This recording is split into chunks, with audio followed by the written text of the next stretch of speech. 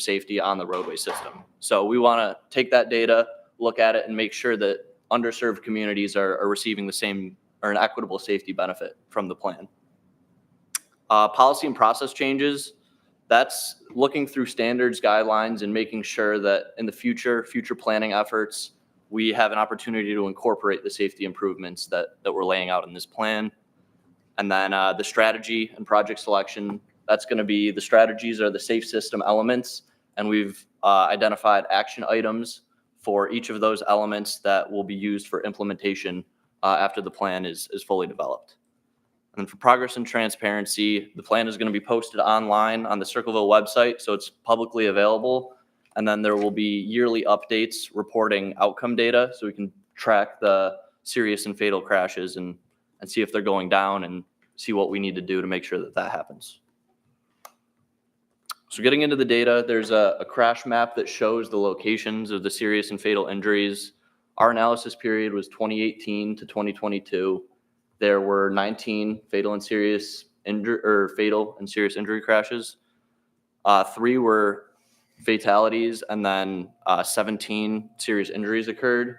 That's because one of the crashes resulted in 2 serious injuries. So then just looking at some of the data that we are looking at, this figure shows percentages of crashes by the crash type and severity. So we can look at all of the crashes that occurred and rear end angle parked vehicle crashes out of the 792 total crashes that occurred. Those were the most prevalent. But then we see for fatal and serious injury crashes, fixed object, parked vehicle, pedestrian, those ones were more prevalent there. So it helps us focus where we're looking at, what types of crashes to analyze and figure out how to mitigate those. Here, again, sorry, it's kind of tough to see on the screens, but just shows the type of data we're looking at. We have percentage of fatal and serious injury crashes by road user behavior. So alcohol, drug impairment, distracted driving, speeding. That's the top left. On the top right, it shows restraints used in the serious and fatal crashes. Close to 40 or a little over 42% of those crashes, someone was not wearing a seatbelt. The bottom left shows the age group and the crashes by severity. So from fatalities all the way down to a possible injury. That shows us where we can target certain age groups for educational programs. And then percentage of crashes by the road user type and severity. So you can see 5% of total crashes in the city during this period were pedestrian crashes, but 15.8% of those were fatal and serious. So that it gives us a better idea of what the crashes mean and where to focus our targeted safety improvements and who to focus them on. This shows the emphasis areas from the Ohio Strategic Highway Safety Plan. Each of the crashes is attributed to an emphasis area. Could be multiple emphasis areas. For example, if someone is under the influence of alcohol and speeding, that crash would count twice. But with the stakeholder involvement, we've come up with these emphasis areas that we want to make sure that the plan focuses on, and that is intersections, vulnerable road users, whether that's pedestrians, bicyclists, and then contributing factors such as speed, younger drivers, alcohol and drug impairment, restraint usage, and distracted driving. So the strategies and action items that will be outlined in the plan, we want to make sure that they address these issues and try and mitigate these types of crashes as much as possible. Locations. There's 2 approaches here. One is a site-specific approach, which more reactively identifies locations based on the crash history. So this is going to focus more on individual intersections or corridors where we've seen a lot of crashes and serious and fatal crashes. And it's going to tend to be more of the urban lower speed locations where we see more reliable data. And then the systemic approach more proactively identifies locations based on risks and roadway features that we notice at crash locations. So if we see a crash occurring on a certain road, we can take in some data. They have a lot of parked vehicles around. There's narrow lanes. And then we can identify locations around the city where we see that type of, those type of characteristics, and you can implement improvements across the network. And these are generally smaller projects that can be implemented in more than one location across the roadway. So this shows, tough to see again, apologize about that, but this shows some of the priority locations via our mapping system. So we have on the right, Corpo, the Central Ohio Rural Planning Organization, has created a high injury network. So based on the locations of crashes, it segments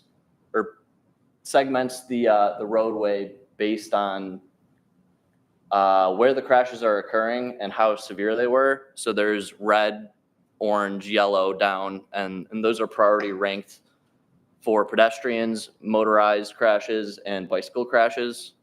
On the left, those are the ODOT systemic safety priority pedestrian segments. So those show ODOT's priority corridors for systemic pedestrian improvements. So we kind of use those to guide our analysis. We can see where the crashes are.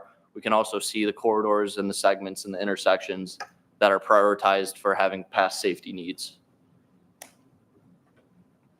And this is an example of what our strategies and action items are going to look like. For example, for safe roads, an action item would be to identify critical gaps in the existing pedestrian and bicycle infrastructure networks and prioritize implementation of those connections. That's going to be prioritizing projects to close sidewalk gaps, things like that. And the lead agency there would be the Department of Public Service.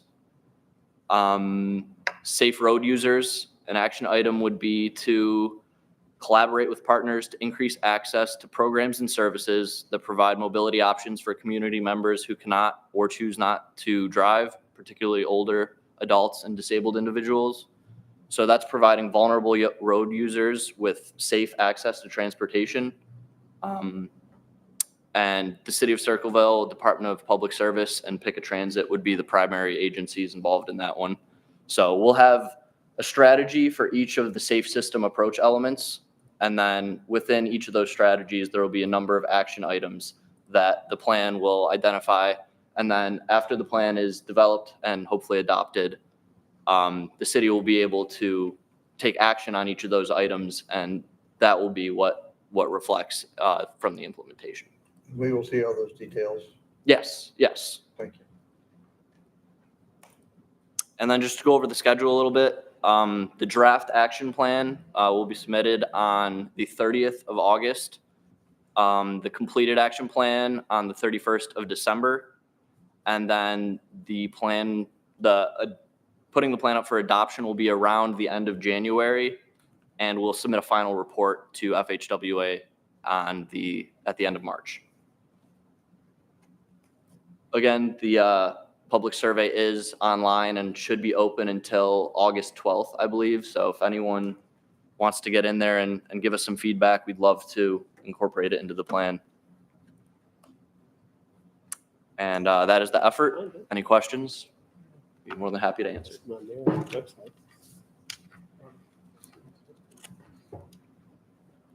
my question was going to be the timeline for when we would see the report, and you just covered that. Yep. So you're currently working on compiling all the data? Yep. So we've done the extensive data analysis. We've had some back and forth with the city, Department of Public Service, and our stakeholder group.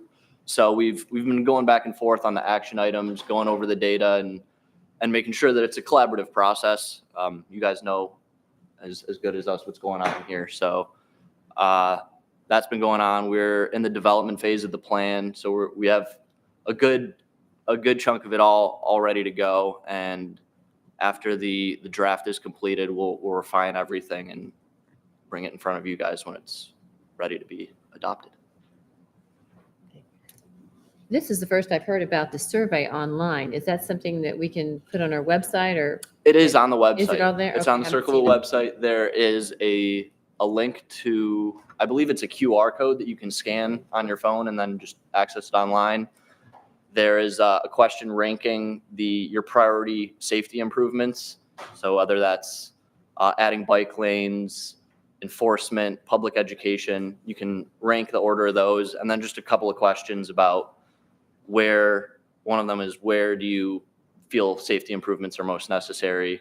And then do you feel safe walking around the city of Circleville, biking around the city of Circleville, things like that. So data is appreciated from anyone that'll fill it out.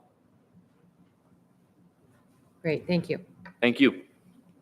No questions? And no further questions. I'm looking forward to seeing the report. Awesome. Any other questions? Thank you, Alex. You were very welcome. Seeing no other questions and having completed our agenda, I'm open for a motion. Make a motion to adjourn. Do I hear a second? I'll second that. All in favor, say aye. Aye. And plenty of time for the 6:30 meeting. Yes, good job.